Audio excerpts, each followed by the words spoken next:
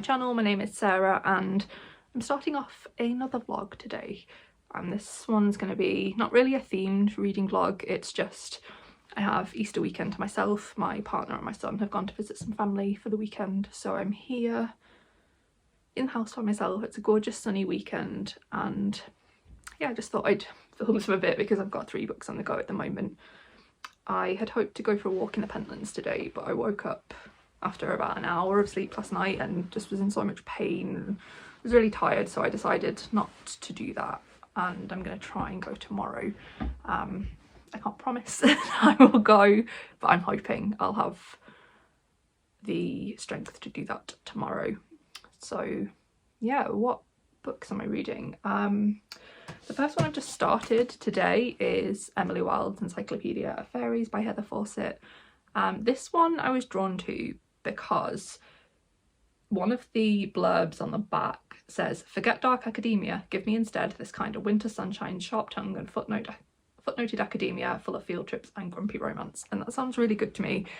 This is about a woman called Emily. She is a professor at Cambridge and she studies fairies. I think it's dryadology, I think is what they call it. Yeah, dryadology.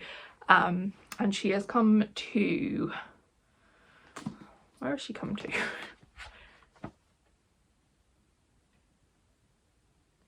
The name of a Scandinavian country I cannot pronounce. Just like a very remote island.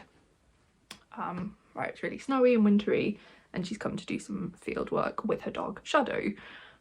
And I really love Emily as a character so far. It's like, I'm reading her as autistic. I think she's autistic because it says she's not very good with people and she's not very good at reading people.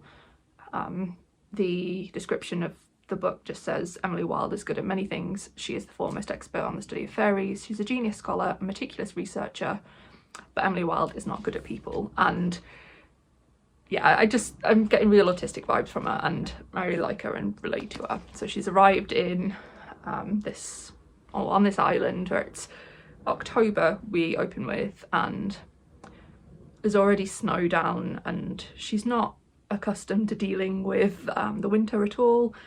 She's sort of really far out from civilization as herself. She's not coming to the city because everyone knows the fairies live in the most remote corners of the world, the most remote and rural corners of the world.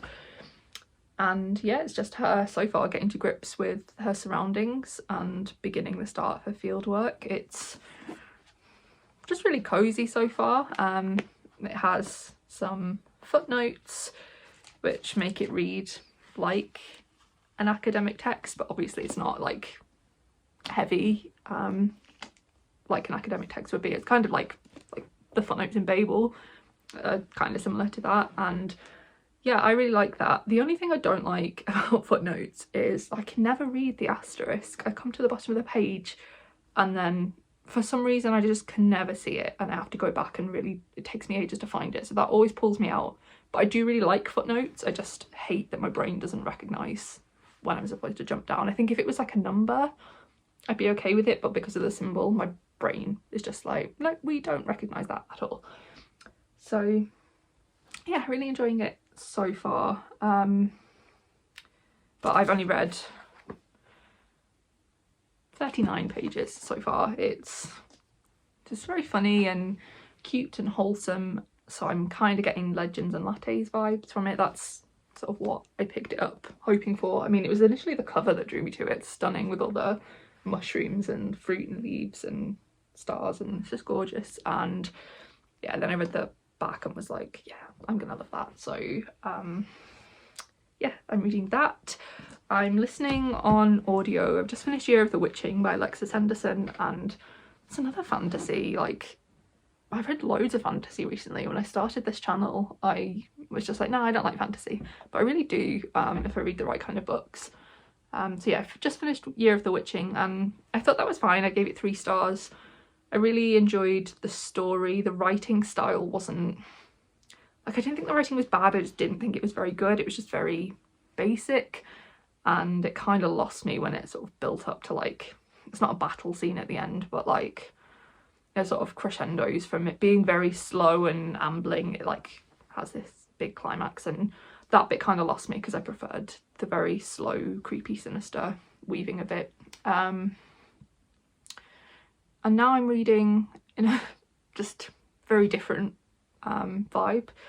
I'm reading I'm a Fan by Sheena Patel and really enjoying that. I'm listening to that on audio, and it's narrated by the author, and I'm really getting, like, it's really similar, I think, to Boy Parts, and I don't know if that's because I only listened to Boy Parts a couple of weeks ago, and that audio is narrated by the author, who has quite a heavy accent, and Sheena Patel also has quite a heavy accent. They're very different parts of the UK, and this is set in London, and we're following an unnamed, I think, narrator who starts sleeping with this man and becomes infatuated with him, and in turn then becomes infatuated with another woman he's sleeping with, who is a big social media personality, and she's just constantly stalking her, and her whole life has just become consumed by woman I'm obsessed with and man I want to be with.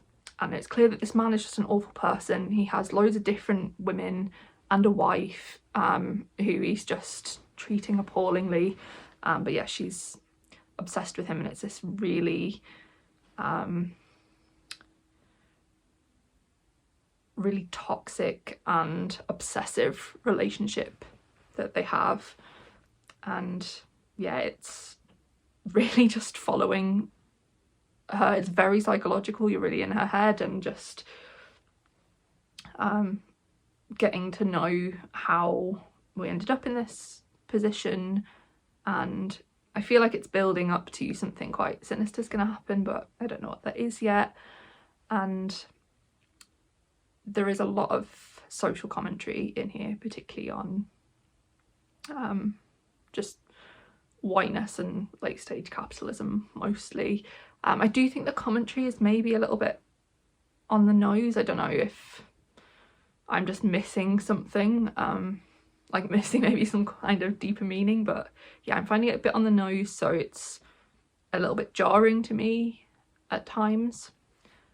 But it does feature one of the best lines I've ever read in a book, which is just, first of all, I didn't ignore the red flags. I saw them and thought, yes, that's sexy, something like that. But I was just like, yeah, Dickens could never. What a great line. What a great line.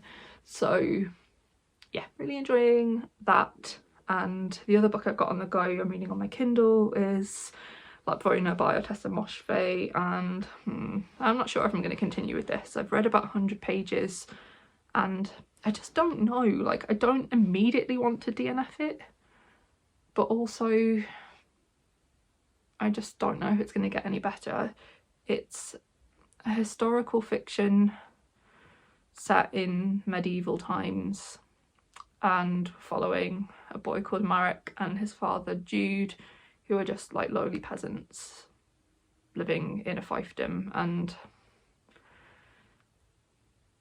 yeah, I just don't know how I'm feeling about it. I've seen the reviews just say it's really gross, and so far I haven't found it particularly gross, but maybe it gets worse. But it's just, I can't put my finger on what it is that's stopping me from picking it up. I haven't picked it up for days now, and when I read it I find myself kind of like skimming over it and then having to go back because I've realised I haven't taken any of it in. And yeah, I don't know, I'm not immediately like drawn to DNFing it because I feel like it's gonna get better, but then I worry that it might just not get better and I've just powered through and I hate it. So yeah, I don't know how to feel. I have a very conflicting relationship with Otessa Moshfegh. I liked my year of rest and relaxation, and at the same time I really hated it.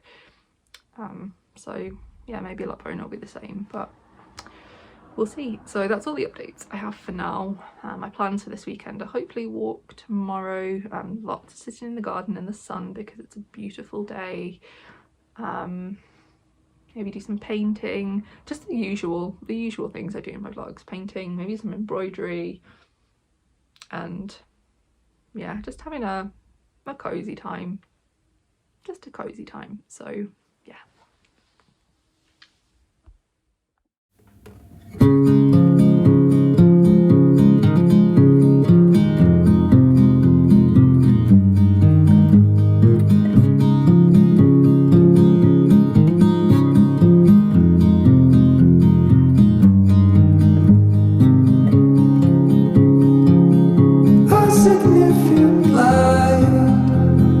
Just where it was needed, gleaming black as night, cloistered in injustice, dead in the eye of time. Nobody is losing, faces merge and change, but your face remains the same. Swallows will be here by dawn, and when we're finally sober, they'll be gone. The trees will bloom and ice will melt. We'll always remember how it felt.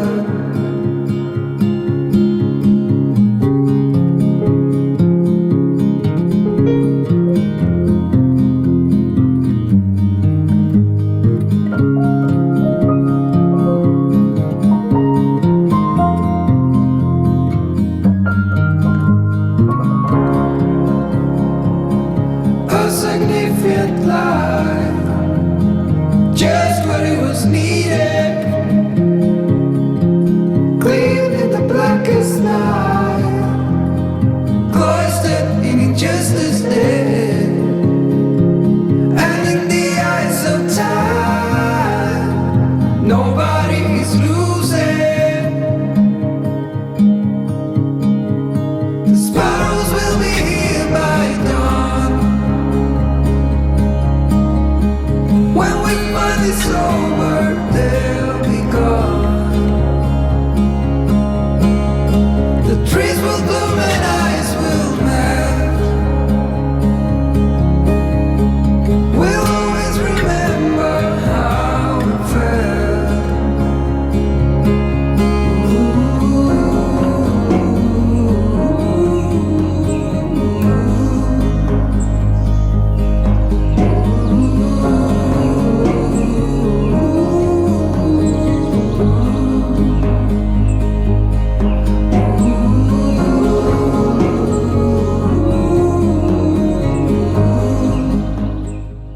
So I didn't go for a walk in the Pentlands. I kept every morning like waking up and just being like, oh, I'm too tired today, I'm too tired today.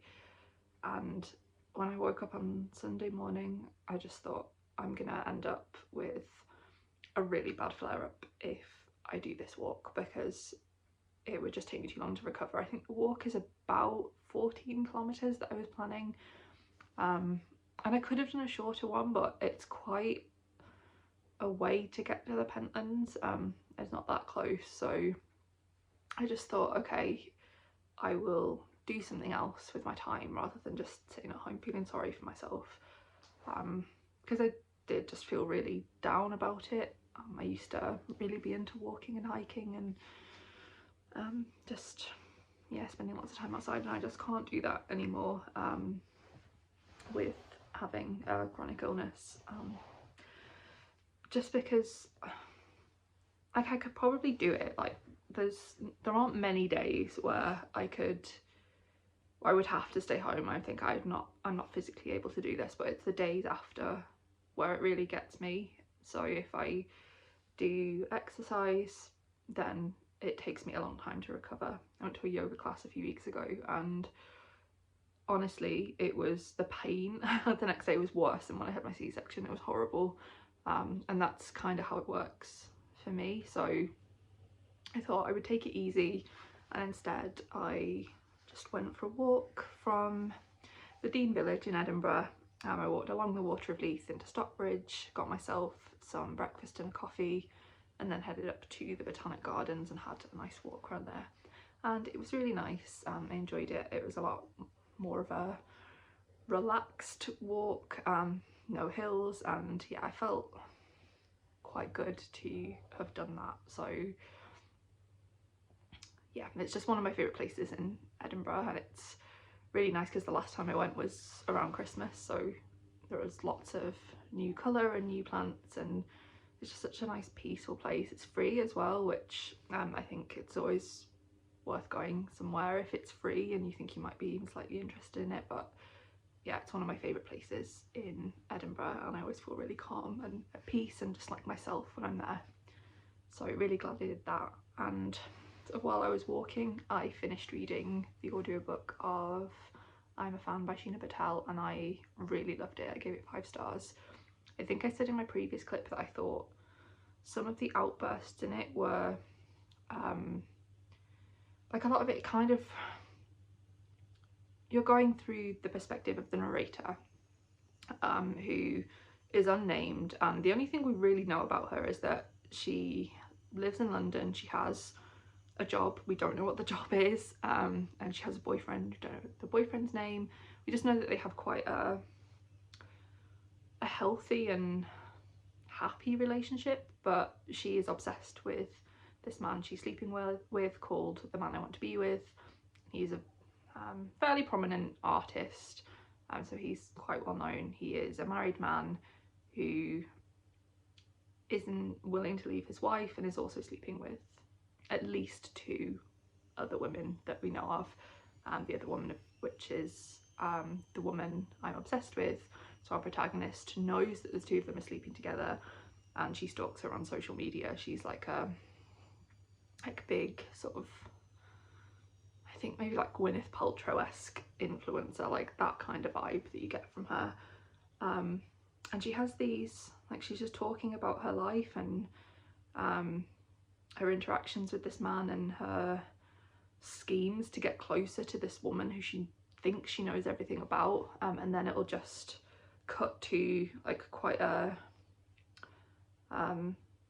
like out of nowhere, I guess, just rant, like a non-fiction essay style rant about different topics from like colonialism, like class and gender. And I agree with all the points that she's making. I think my issue was at the start that I found it a bit on the nose, and I was just like, okay, well, we know that and you're not really telling us anything new. But then as I read, I kind of realised that that's the point. She's telling us about these things, and she's very self-aware in ways. Like, she knows that,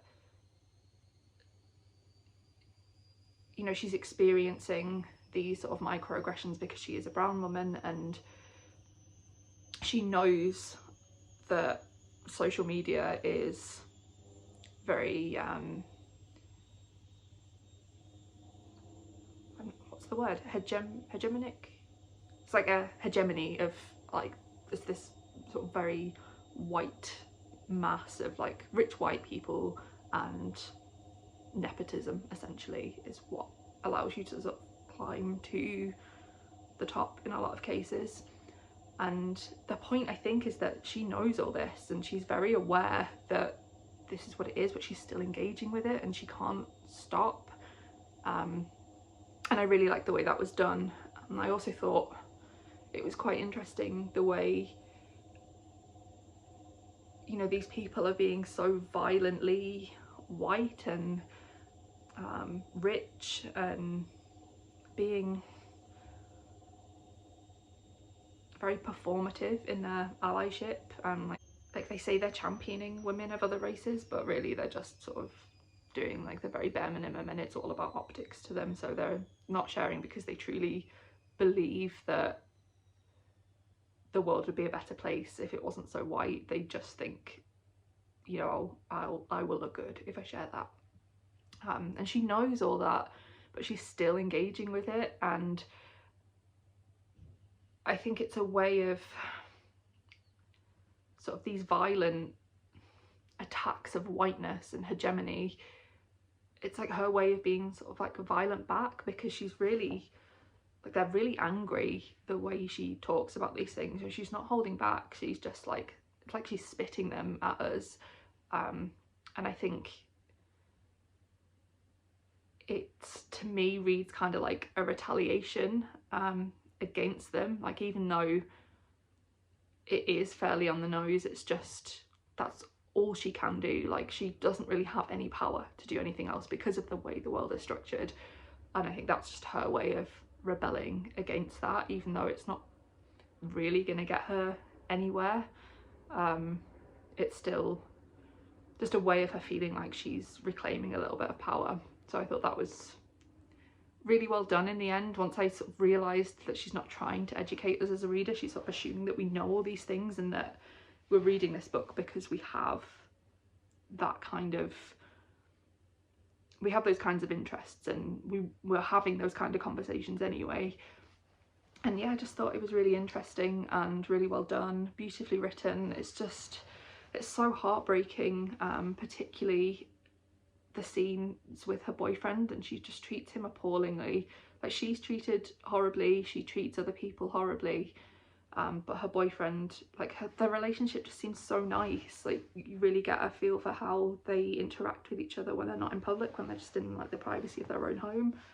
And yeah, it was just so sad, and you do really feel for her. Like, I've been thinking a lot about the narrator and just thinking, I hope she's okay. I really hope she's okay, even though she's a detestable person. You really see her as a victim. And yeah, just a really good exploration of parasocial relationships. It is a good exploration of sort of more general societal topics. I really liked a part in particular where she's talking about the shelf life of women, and how cisgendered women, in particular, she's talking about here, are sort of judged as being past it, even like if they get past a certain age where they can no longer bear children, even if having children's not something they want to do, something they can do. It's just, you're really racing against your sort of biological clock, not just for having children, but for just accomplishing what you want to in life. And you have a shelf life that cis men just don't experience in the same way, because no one would ever really say that a man is past it, and that's linked to him being able to sort of have children at whatever age and have, you know, as many children as he wants to. You know, he could feasibly create a new child every day of the year with a different woman, and I just thought that was a really interesting exploration. And yeah, really recommend it as a whole. Definitely, if you like boy parts, you will like this, and I would really recommend it on audio because it's read by the author, and I think she puts the emphasis on sort of what she's really trying to convey in the text, and it just reads so poetically out loud. Sheena Patel was or is a poet, and I think you can really tell that. So yeah, highly recommend that. Had less luck with Lapvona, haven't picked it up. I'm gonna DNF it because I just didn't want to read it. I think it's just not for me. I kept just thinking, nah, I'm not in the mood for that, and I was actually thinking of other books I could read on my Kindle instead of that, and which just wasn't a good sign. So I just returned it to the library, and it's no great loss. I thought we'd like it. The idea of it being sort of medieval historical fiction really appealed to me, but just there's nothing I can put my finger on. I just wasn't enjoying it, and it was a bit of a slog. What else have I read? Oh, I've been reading a bit more. I've left the book on the bookshelf. I've been reading a bit more of Emily Wilde. Finding it a bit boring, if I'm being honest. I started out really enjoying it, and it's sort of become again a little bit of a slog to get through. I don't care about there being a lot of plot. That's not something I need, but yeah, I'm just not particularly entertained by it, and I don't know why that is, but I'll read a little bit more of that because I'm not ready to DNF it yet. I want to give it a bit more of a shot because I've only read about 50 pages or so. But yeah, that's my reading update, and I will come back to you when I've hopefully finished Emily Wilde. Yeah, see you then. I see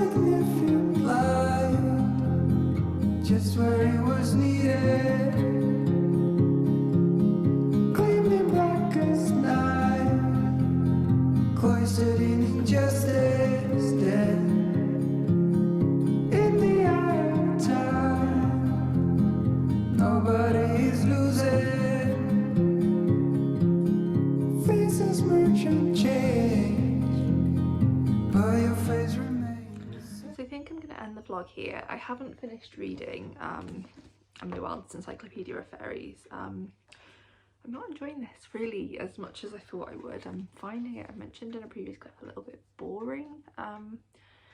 So I think I'm going to just put it down for a couple of days and see how I feel. I really don't want to DNF it because I was so excited about it, and also like I paid like full price for this. I normally get my storybooks from the library, but I was so sure I was going to like it, so I coughed up £15 and yeah, so that's not really a good reason for carrying on with a book that you don't like. But yeah, I'm a little bit reluctant to DNF it, and I find it hard to talk about why I don't like it because I have nothing negative to say about it. There's no criticism of the book, I'm just not gelling with it, I guess. And I always find that a lot harder than when I have specific things to critique, and I feel a lot more guilty about DNFing a book when I have no reason to do it other than I'm just not connecting with it. I'm not particularly enjoying the character of Emily, and again, that's not like a fault of the book. She hasn't done anything particularly annoying. I just, you know, like in real life there are certain people that you have nothing against, you just don't really want to gravitate towards spending time with them because they're not your kind of people. And I feel like maybe that's the issue with me and Emily and why we're not connecting in the way I thought I would. But yeah, I'm just finding it a bit of a slog, and it's a really easygoing, quite light-hearted book that shouldn't be a challenge to read, but I'm really finding that it is. So I'm going to take a break from that. So overall, not the most successful reading vlog. I had a book I really loved in I'm a Fan, a book I DNF'd in Lapvona, and a book I'm contemplating DNFing in Emily Wilde. So yeah, I'm going to end the vlog here because it could take me weeks realistically to finish this book, and I just want to get the vlog uploaded. So thank you very much for watching, and yeah, I'll see you again soon. I probably won't do another vlog for a while because I've got quite a lot of just deadlines and stuff going on, so I might try and do a sit down video or two maybe, just because they take less work than a vlog. But yeah, I will catch up with you another time. Thank you very much for watching. Please like and subscribe if you enjoyed my content, and I will see you again soon. Bye.